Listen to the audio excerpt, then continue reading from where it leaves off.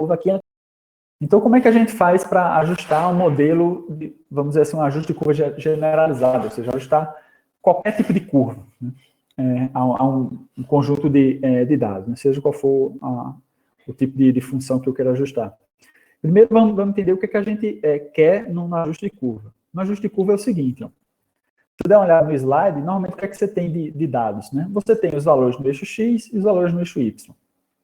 Aí vamos pegar exatamente aqui esses dados de Covid-19. O que a gente tem? No eixo X, o tempo, em dias, e o número de casos em cada dia. O número de casos cumulativo, né, que foi se acumulando. Né?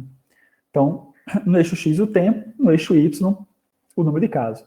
Então, uma curva exponencial aqui vai ser uma função que eu forneço para ela, aí na equação aqui, que eu forneço para ela um determinado dia 20, dia 30, dia 14, e ela vai me fornecer o número de casos. Então, é isso, eu forneço um dado de x, função, né? Forneço um dado de x, corto um valor de y. Né? Então, o que eu quero fazer no ajuste de curvas? Eu quero que o programa forneça para mim, eu vou fornecer para ele, então, um conjunto de dados em x e em y, e ele vai determinar para mim quais desses parâmetros aqui vão fazer com que esse modelo se adeque o melhor possível ao conjunto de dados. Normalmente vai utilizar mínimos quadrados, alguma coisa desse tipo. Mas basicamente é isso. Você vai fornecer os valores de x, de y para ele, e ele vai te fornecer esses parâmetros aqui do modelo. Okay? Então, como é que a gente implementa isso aqui no Octave? Primeiro, novamente, vamos ter que dar uma ajustada. Isso aqui vai ter que ser definido uma função. Né? Vamos ajustar aqui um modelo exponencial. Então, isso aqui vai ter que ser definido uma função. E aí, antes de implementar o modelo da gente na forma de função, como a gente já fez anteriormente, a gente tem que dar uma ajustada. Né? Então, pega tudo que está no seu lado direito, joga lá para o lado esquerdo. Beleza? Novamente, faz isso. Pega tudo que está do lado direito do seu modelo, joga lá para o lado esquerdo, e essa vai ser a função aqui que a gente vai ajustar. Nesse caso aqui é uma função exponencial, dá para ver. Né? Resta saber quem são esses parâmetros dessa função exponencial. Beleza? Então, feito isso, qual é o procedimento? Vai juntar quase tudo que a gente já viu aqui. Ó. Primeiro, eu vou importar o meu modelo, eu vou ter que fornecer para o meu modelo, né, os dados de y e os dados de x. Ok? Vou importar o meu eixo y, vamos dizer assim, né, que seria os meus dados de Covid, o número de casos. No caso do eixo x, novamente, aqui eu não preciso importar, porque aqui eu já sei que o meu eixo x são os dias e eles variam de 1 até o último dia que foram feitas as medições. Aí eu estou utilizando isso aqui, ó, esse comando aqui, ó, t vai ser igual a 1, aqui viria o último dia das medições. Né? Então, estou utilizando esse comando length, que vai me dar o comprimento desse vetor aqui. Então, se eu tenho 30 dados aqui no vetor y, é porque esses dados foram medidos em 30 dias. Né? Então, por exemplo, aqui eu criaria um vetor t de 1 até 30, né? Length. Esse length y observado, né, que seria o OBS, me daria esse valor de 30. Ok? Dessa forma, eu não preciso abrir o arquivo para saber exatamente qual é a quantidade de isso que foi medido. Ok? Segundo ponto, definir a função do meu modelo, definir esse sujeito aqui. Ó. Ok? E aí, aqui, como é que a gente vai definir isso?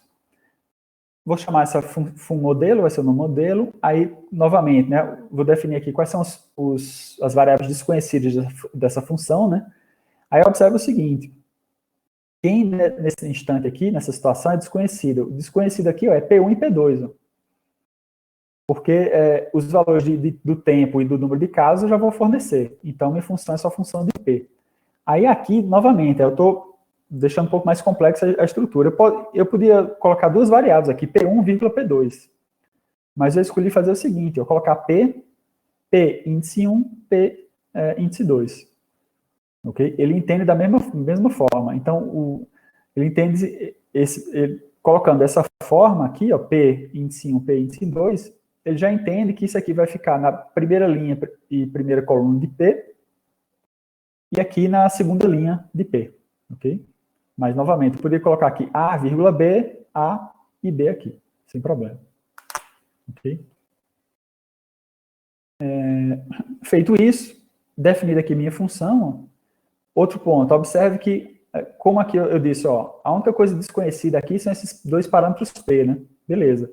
Então, quando você colocar seu modelo, P já tem que estar previamente definido, Y observado tem que estar previamente definido. Segue a mesma lógica daquelas funções anteriores. Lembra lá do fator de atrito, né? Que eu dizia que ó, só o F é desconhecido. Então, lá o Reynolds, rugosidade e diâmetro tinham que estar previamente definidos. Aqui da mesma forma. Beleza? Definiu sua função. Agora a gente vai ajustar, determinar esses valores de P. O comando que a gente vai utilizar para fazer isso é o fsolve. Esse fsolve ele faz diversas outras coisas. Ele resolve sistema não linear de equações algébricas e por aí vai. Aqui a gente está utilizando para ajustar essa curva. Então, o que ele vai fazer, esse fsolve é o seguinte, ó, para quais valores de P a gente consegue zerar essa equação. É isso que ele vai fazer. Dados esses valores de T e de Y, para quais valores de P a gente zera essa equação aqui. Lá no fator de atrito, a gente utilizava o F0, né? E a ideia era parecida, só que era para qual valor de F, a gente zeraria a equação. Aqui é para quais valores de P a gente zera essa equação. Lá era uma única variável, aqui são duas. P. E aí o que é que eu forneço para o meu fsolve? A minha função, parecido com o F0, né? Que eu forneci a função, e o chute. Beleza? Aqui o chute dos meus dois valores. Eu coloquei aqui, ó, P1 inicial, um chute inicial é 100, P2 o chute inicial é 0,04. Então, chute, função e chute. Semelhante lá ao F0, né, que era a função e o chute. Ok? Aí o que é que essa função vai me devolver? Vai me devolver os parâmetros do meu modelo, P. Da mesma forma que lá no polyfit ele devolve os coeficientes do polinômio. Aqui são os parâmetros do modelo. Ok? Que são as variáveis que faltou encontrar. Né? Lá no F0, ele devolve a variável que faltava encontrar, que era o F. Então, segue meio com a mesma lógica. Beleza? Feito isso... Opa! Ah, tá, porque a linha está apagada aqui. Então, importar os dados, definir sua função,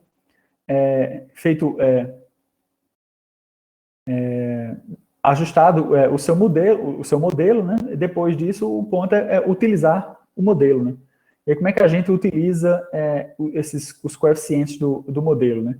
A gente vai utilizar fazendo o seguinte, ó, pega esse y, passa lá para o outro lado e escreve essa equação. Né? Y vai ser igual a P1, ou P ajuste 1, P ajuste 2 e o valor de T. Ok? Da seguinte forma, como é que eu uso meu modelo? Passei o y para o outro lado, agora eu vou utilizar os meus coeficientes. Aqui tá um erro no slide, tá? Quando eu for passar o slide, eu corrijo para vocês. Essa variável que tem que ser utilizada aqui não pode ser P1 e P2 não, tá? Porque P1 e P2 foi meu chute. É a variável do chute aqui. Aquela variável lá tem que ser P ajuste 1 e P ajuste 2. Beleza? Eu corrijo quando passar o slide para vocês. Se usar P1 e P2, ele vai utilizar o meu parâmetro do chute aqui. Okay? Feito isso, então, agora eu tenho o meu modelo, ou seja, qualquer valor de T que eu colocar aqui, eu posso determinar um número de casos. Né? Então, eu posso utilizar esse modelo, como a gente, normalmente é a função do modelo, por exemplo, para extrapolar o número de casos. Né? Eu construí esse meu modelo com os dados que eu tinha desde o primeiro dia até o 30º dia da epidemia, por exemplo. E aí eu posso utilizar esse modelo para tentar prever o que vai acontecer no 35º dia, no 36º dia. Né? Se o seu modelo for bom, você consegue prever até daqui a um mês para frente. Né? Muito pouco provável, mas conseguiria. Ok? Conseguiria fazer isso. Isso aqui, então, seria um modelo exponencial. Tem pouco tempo, talvez a gente não consiga fazer, mas a ideia aqui seria, vamos tentar, então, fazer um ajuste desse modelo exponencial. Tá? Aqui, em cima, eu ia propor o seguinte, para a gente, em vez de ajustar o modelo exponencial, ajustar esse modelo aqui. Porque o crescimento, de fato, desse número de casos, normalmente não é exponencial. Isso não quer dizer que cresça devagar, não, tá? Mas é porque ele normalmente não é exponencial. Às vezes é exponencial só no começo lá dos dados, e depois ele deixa de ser exponencial. Então, eu vou passar depois esse código para vocês aqui, mas eu vou preferir mostrar alguns exemplos desse tipo de de ajuste, e aí depois eu passo esse código aqui para vocês, beleza? E, novamente, a ideia de qualquer linguagem de programação é essa. Você aprende mais, primeiro, quanto mais você usa, mais curiosidade você tem de aprender. Então, é isso. Se você quiser aprender mesmo, você vai pegar esses slides e sair brincando com esses dados. Né? Se tiver qualquer dúvida, manda para mim, ok? Eu consigo responder. E, no mais, agradecer a presença de todos que ficaram até o momento e o pessoal da MacWeek. Parabéns pelo evento, pela organização, tudo muito, muito bom. Beleza? Obrigado. É isso.